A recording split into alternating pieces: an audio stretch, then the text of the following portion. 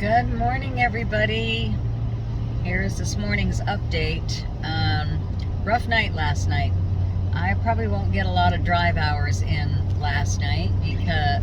today. I'll either end up pulling over early or stop somewhere and take a nap and then make use of the last couple hours of daylight time. But around 1:30 in the morning Central Time, I was very deep asleep, and I heard this very soft beeping. Beep, beep, beep, beep, beep. And for some reason, I was so deep asleep that my silly brain decided, oh, let's weave a dream around this. There's a speed trap ahead. There's a speed trap ahead. Not that I give a shit. I'm never speeding.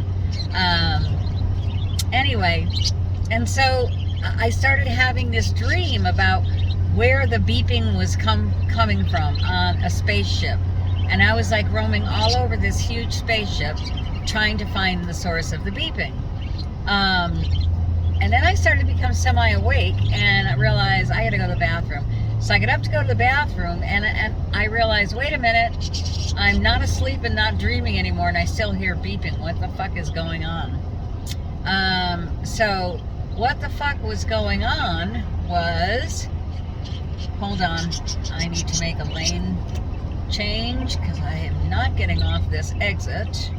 That is not what's happening here. That was a close one. Almost got off an exit I did not intend to. Anyway, and I started looking around, and I was like, it sounds like... There's a speed trap ahead. I don't care about the speed trap. I started looking around at all my gauges and displays and stuff like that. And the first one I looked at was battery, which normally in the middle of the night reads anywhere from good to fair, because there's no sunlight powering the solar. And it said low, and I was like, I have never seen that before. What the hell is going on? Meanwhile, this beeping continues. So I finally found the source of the beeping was the inverter control panel over on the left-hand side of the bed. And it said the same thing, that the battery was low and that it was down to 11.1 volts, so not good at all. Tried to figure out what was going on. There was nothing running, no lights on, the exhaust fan over the stove wasn't on, the refrigerator was not running at the moment, but it was, maintaining temperature. I keep it set to off-grid mode when I'm not plugged into shore power. And I was like, well, if I don't do something, the battery's gonna die. And if y'all know anything about lead acid batteries, if they ever become completely drained, it's unlikely that they'll ever take a full charge again. So I was like, it's a brand new frickin' battery, I cannot afford to have that happen. So I thought, I'm going to have no choice. I had made a decision because when I parked, the battery read full, and it had been sunny all day, so I knew that solar was charging all day. Anyway, that's not what's going on now. Right now, I have a problem. And now it's going on 2 o'clock in the fucking morning in a super Walmart Sam's Club parking lot. And I'm parked right underneath the security camera because that's where I always park, given the opportunity. So I was like, I have to go get the generator out and start the generator and yada yada yada.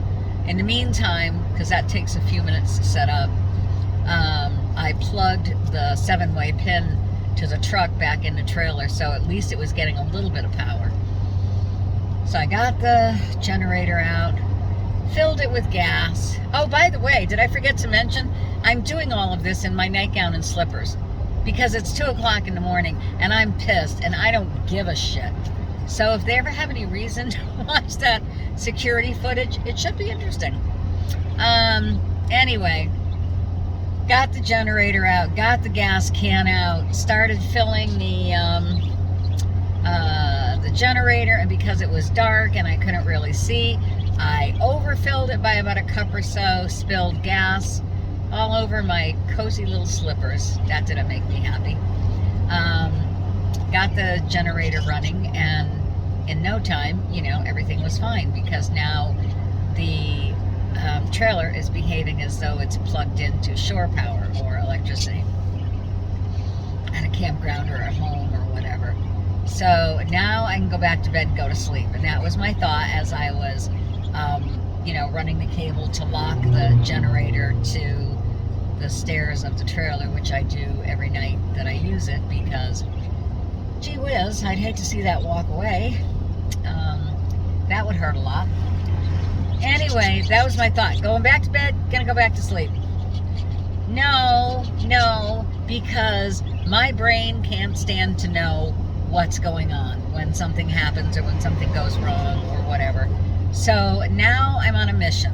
So I pull up the stool by the counter, and the dog, well, I can't see Casper because he's in his crate, but Bella's laying on the couch, and she's looking at me like, what are you doing? You do realize it's dark outside, right? I mean, it's not time to get up. I was like, Bella, shut up. I got the manuals out, and I started, I found the manual for the inverter and started doing some research. I hate it when trucks pass me on the right. You better have a good reason for that, like getting off at the next exit or something. Anyway, and I must have spent probably another hour going on to their website, looking at the manual, blah, blah, blah. And then finally, I started to get really sleepy again. And I'm like, you know what? For now, the problem is solved. I will deal with this in the morning. I have to get some sleep.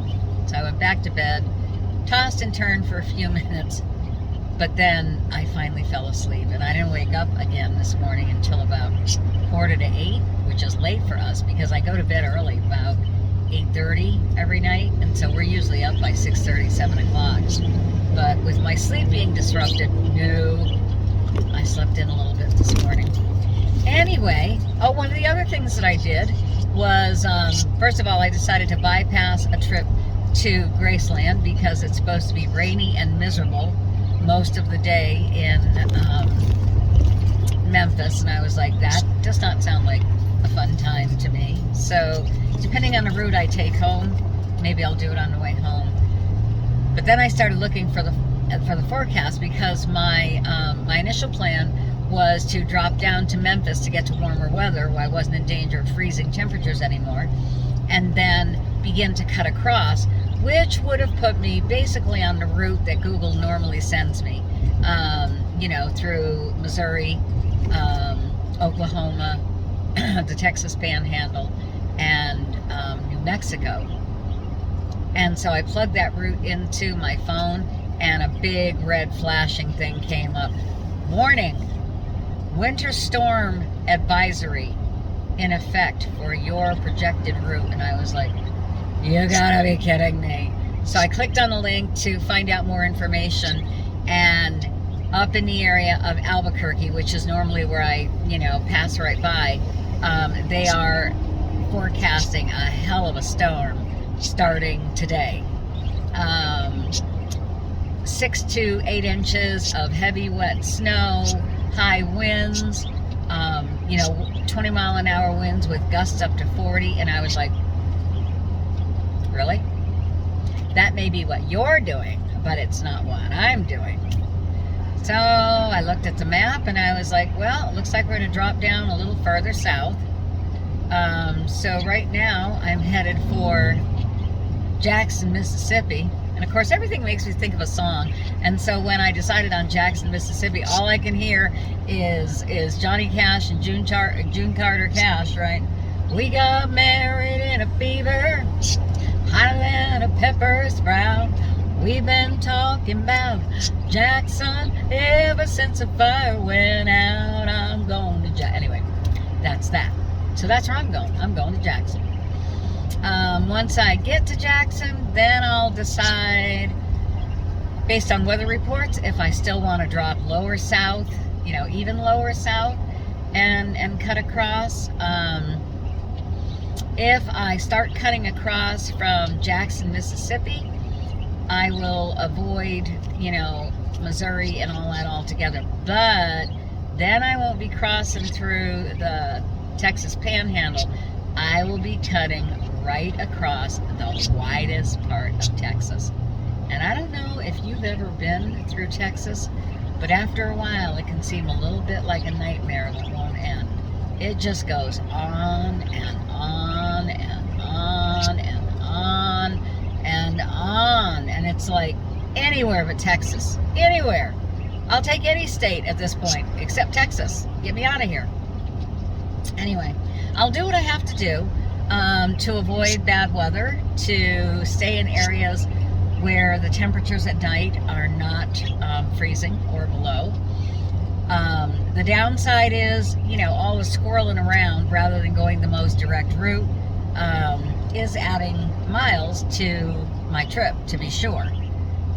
But what are you going to do? You do what you do. So life is never boring. Every day brings, I'm trying to get over in the lane here, brings new challenges and new opportunities to grow and learn new things. And I'm doing that on almost a daily basis. And actually, I'm at the point today where I'm like, I don't even know what today is. What is today? I can never. Is today Friday or Thursday? Whatever day it is, I feel like I've had enough learning experiences and opportunities for this week. So if we could take a break on those, until next week, that would be awesome. Just everything work fine, everything be the right temperature, the weather be. In a quarter mile, use the second from the left lane to stay on I-240 West. Okay, I'll do that. Anyway, I'm getting into a heavy traffic area, so I better pay more attention to what Google is saying and what the road is doing than talking to you all. Use the second from the left lane to stay on I-240 West, then take exit 25A. Okay, exit 25A. All right, I have to let you go. We're going to be heading into Mississippi in just a few minutes. Talk to you later. Bye.